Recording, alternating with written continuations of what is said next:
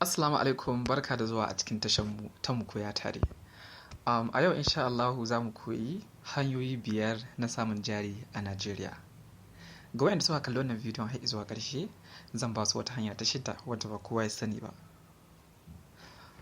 Kusan kowane ɗan kasuwa da kuka sani a yau, ta wa'innan hanyoyin 5 ya samu jarinsa. Hanya ta farko shine siyar da ajiyayyar kadara. So da dama muna da wata ajiyayyar kadara, watakila fili ne na gado, ko kuma zinari ne, lu'ulu'u ne, akwai su da yawa. To duk wata kadara wadda ta zama na cewa ajiyayya ce, wacce irin baka ma san me za ka yi da ita, baki san me za ki da ita ba, to zai fi kyau ki ɗauko wannan kadar ki zauna ko ka zauna ka yi shawara ka siyar da ita lokaci yayin da za ka siyar da ita domin ka samu jarin fara wata kasuwanci ko sana'ar da kake son farawa. So wannan ita ce hanya ta farko. Sai dai shawarar da zan baku shine akwai wasu kadarorin da irin suna da tasiri sosai a rayuwarku, kamar watakila kuna tunawa da wanda ya baku su, ko kuma a'a gadon family ne wanda kuna son ku yi extending din shi zuwa generation to generation, ba zai yi a siyar da shi ba. To idan ya zama da cewa wannan kadar tana da irin wannan tasiri, to sai ku ajiye ta, kada ku siyar da ita. Amma idan har ya zama da cewa a'a kawai za ku iya siyar da ita ba tare da wani problem ba, to shawara ce ku siyar da ita domin ku samu jarin da za ku fara sana'a ko kasuwanci. So wannan ita ce hanya ta farko. Hanya ta biyu shine tariya. To yadda ake samun jari ta hanyar tariya shine za ka fara wata ƙaramar sana'a ko ɗan wani ƙaramin aiki kamar irin su talla, dako, leburanci. Akwai su dai da yawa, kamar na mata akwai irin su ɗinki, kitso, lalle, saƙa. Kai kuma namiji kana irin kamar wanki da guga, ɗan garuwa, ɗan kwamisho, karen mota, acaɓa. Akwai su da yawa. So kawai dai ka nemi wanda ya maka sai ka fara. Idan ka fara kana samun kuɗi kaɗan. To wannan kuɗin da kake samu sai kana raba shi biyu. Ka ajiye rabi, ka yi amfani da rabi. Ka ajiye rabi, ka yi amfani da rabi. So wannan rabin da kake ajiya kafin ka farga, kafin ka sani ya kai adadin kuɗin da kake bukata ka yi jari da shi. Abin da kawai ake bukata a nan shine ka dage, ka saka himma. Kada ka rena abin da kake tara, kada ka rena abin da kake samu. Muddin ka dage, ka saka himma, to za ka iya tara adadin jarin da kake bukata domin fara kasuwancinka. So idan wannan hanyar ba ta yi maka ba, tana ganin kamar ɓata lokaci ne, akwai hanya ta uku wanda shine hanyar rance. Duk dai wannan gaskiya ni bana goyon bayan mutum ya je rance, zubar da su da dama, lokuta da dama abun bai kwashewa da kyau. Amma kuma akwai waɗanda suka yi rance suka fara kasuwancinsu da shi, sannan kuma abun ya yi kyau. So ya danganta da lamarinka.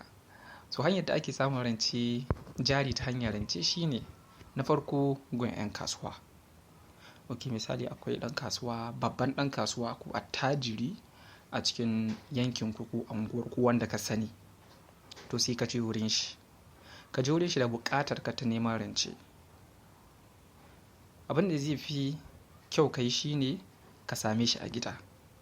So wasu na irin samun ɗan kasuwa a wurin kasuwancinsa lokacin kansa na zafi, ana ƙidanya kuɗi da sauransu. Ka same shi a nan, na ga wannan ba shi fi dacewa ba. Ka same shi a gida zai fi.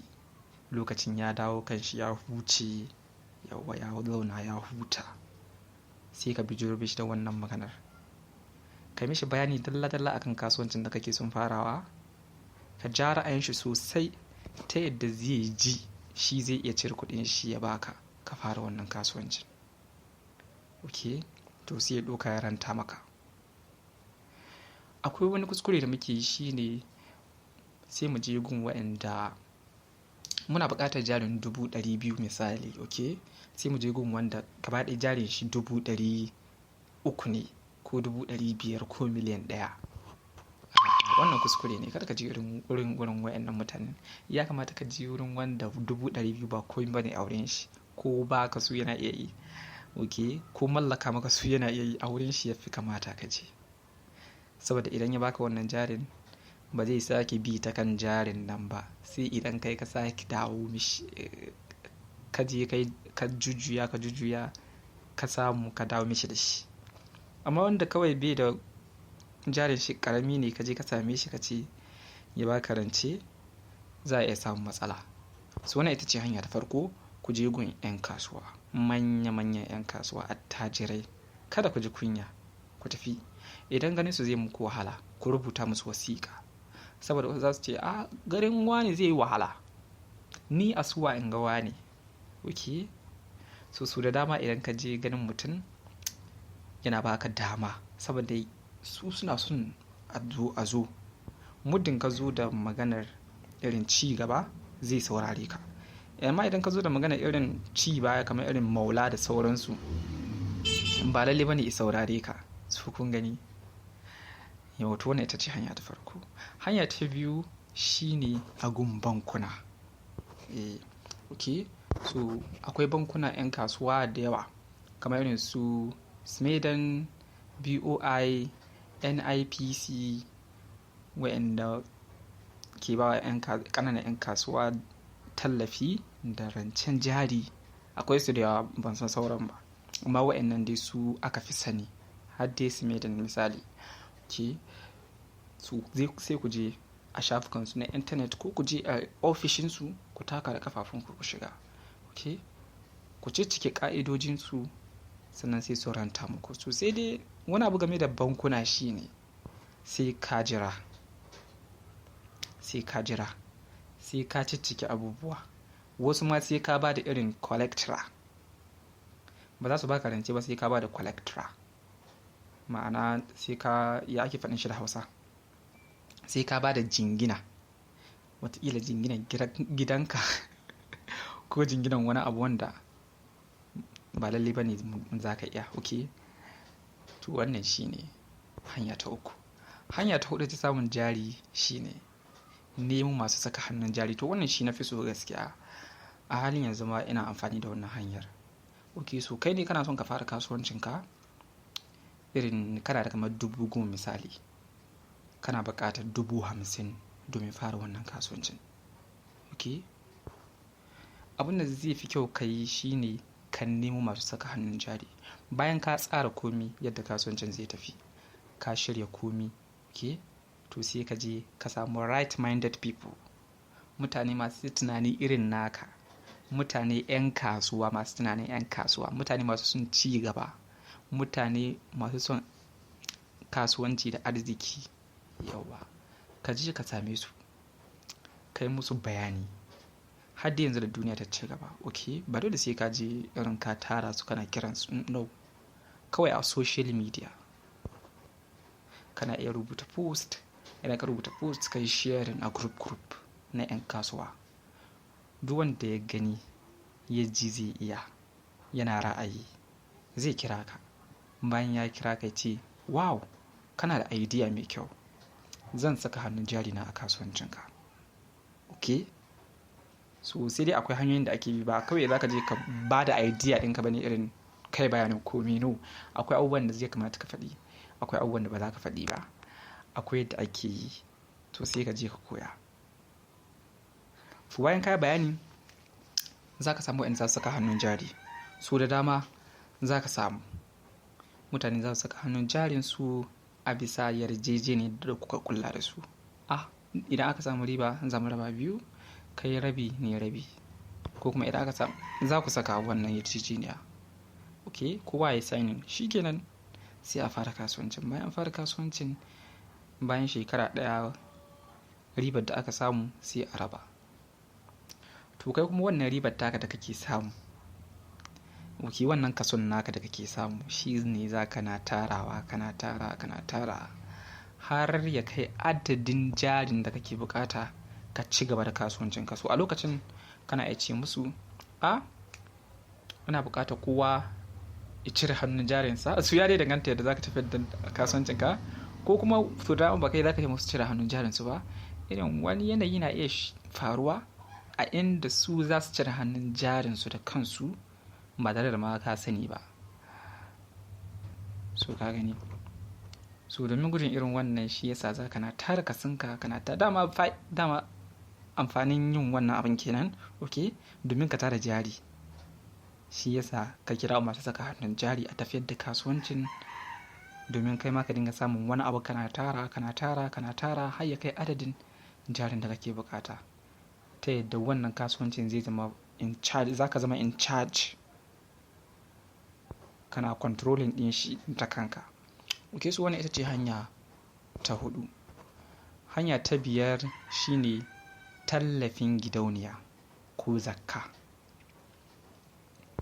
Sabanin wayancan hanyoyin guda 4 da mun kafa gani, ita wannan hanya ta 5 ba ta kowa da kowa bace. Ita wannan hanyar ta wayanda ke da rauni ce, kamar matar da mijinta ya bari da 'ya'ya, yarinyar da a gidansu babu shi, mutane masu fama da wata lalura, yara marayu da dai sauransu. Su wayannan mutanen masu rauni su yafi kamata, su yafi cancanta su bi wannan hanyar domin samun jari. So akwai gidauniyoyi da dama wayanda ke tallafawa marayu, ke tallafawa masu wata lalura, ke tallafawa mata da yara, yawa da dai sauransu. Su irin wayannan gidauniyar su yafi cancanta mutum ije ya gani. Idan kana cikin jerin wayannan mutanen lissafo, sai ka je a wannan gidauniyar, kai musu bayanin halin da kake ciki da buƙatarka da ƙudurinka na sun fara sana'a. Bayan sun gamsu, za su saka sunanka a cikin wayanda za a ba tallafi. Idan lokaci yayi, kawai zaka ji an kira ka a baka tallafin. Ya danganta komai kankantarsa, ana iya baka 50,000, 100,000, ya dai danganta, ko keken ɗinki ko wani abu makamantan haka. Okay, so kuma dai nawa aka baka za ka samu dai insha Allah. So wannan hanyar wasu lokutan tana iya ɗaukar lokaci, amma kada mutum ya ce na je nan ban samu ba, mutum ya karaya. Okay, ka ci gaba da jarabawa insha Allah wata rana za a dace. So wannan ita ce shawara ta gare ku. Sai hanya ta 6 wacce na ce zan ba da wanda ya zo ƙarshen wannan bidiyo, ita ce yaron gida a gun uban gidansa. Okay, so idan ya zama da cewa kana koyon wani aiki a wurin uban gidanka, ko kuma kina koyon aiki wurin uwar gidanki, okay, so su ma suna iya baka jari, kana iya samun jari ta wannan hanyar. So da dama yaron da ke koyon aiki a wurin uban gidansa, daga ƙarshe idan ya kai munzilin da za a yaye shi, to za a yaye shi, a gina masa gida, a masa jari, a yi masa aure. Okay, so da dama haka ake yi. So wannan ita ce hanya ta 6. Mutane za a ga yaro ana cewa ka je ka koyi aiki kanikanci, ka je ka koyi kaza, mutum ya ce kai ni ban da lokacin wannan, boko zan yi da sauransu. Yes, boko yana da kyau, yana da amfani, sai dai ba kowa zai ci da boko a wannan zamanin ba. So yana da kyau ka samu uban gida, ka fara koyon aiki a gunsa, domin kuwa ya zai iya baka jari, sai maka gida, ya gina maka gida, ya baka jari, kuma ma yi maka aure. So yan uwa, duka ana ma haka ƙarshen darasin yau, da fatan kun koyi wani abu. Daga nake ce muku sai mun sake haɗuwa a darasi na gaba. Bye.